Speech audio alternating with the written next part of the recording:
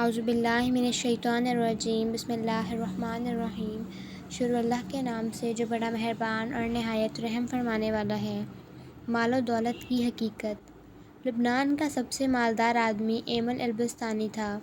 اس نے اپنے لیے ایک خوبصورت علاقے میں جو کہ بیروت کے ساحل پر تھا قبر بنوائی کہ مرنے کے بعد مجھے اس قبر میں دفن کیا جائے۔ اس کے پاس اپنا ذاتی جہاز تھا اور جب دھماکہ ہوا تو وہ جہاز سمیت سمندر میں ڈوب گیا۔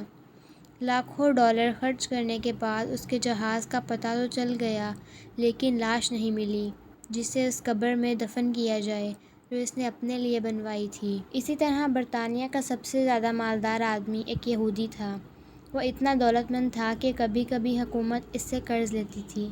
اس نے اپنے عظیم الشان محل میں ایک کمرہ اپنی دولت رکھنے کے لیے مخصوص کیا ہوا تھا جو کہ ہر وقت سیم و زر سے بھرا رہتا تھا۔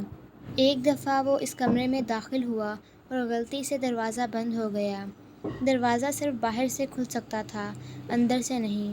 اس نے زور زور سے چیخ و پکار شروع کی لیکن محل بڑا ہونے کی وجہ سے کسی نے اس کی آواز نہ سنی۔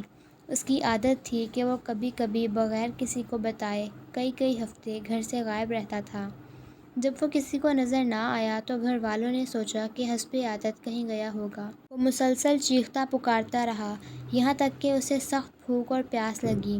اس نے اپنی انگلی کو زخمی کیا اور کمرے کی دیوار پر لکھا، دنیا کا سب سے مالدار آدمی بھوک اور پیاس سے مر رہا ہے۔ اس کی لاش کئی ہفتے بعد دریافت ہوئی۔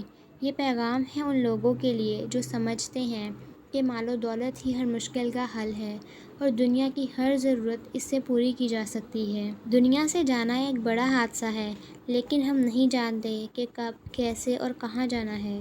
انسان سفر پر جاتا ہے اور پھر واپس آتا ہے، گھر سے باہر جاتا ہے اور پھر لوٹتا ہے لیکن جب دم نکل جائے تو کبھی واپس نہیں آتا۔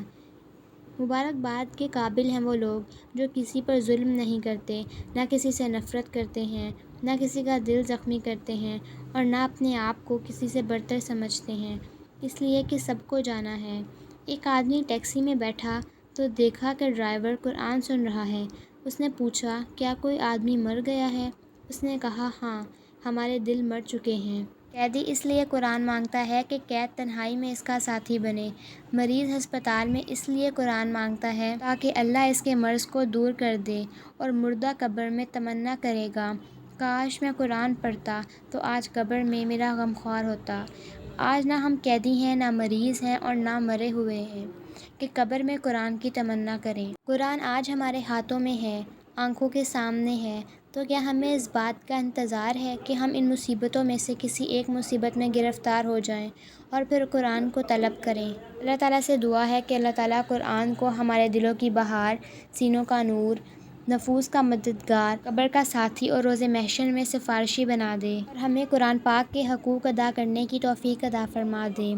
ہمیں قرآن پاک پر ایمان لانے، پڑھنے اور اس کی زبان سیکھنے اور سمجھنے پر عمل کرنے اور دوسروں تک پہنچانے کی توفیق عطا فرما دے۔ آمین ثم آمین۔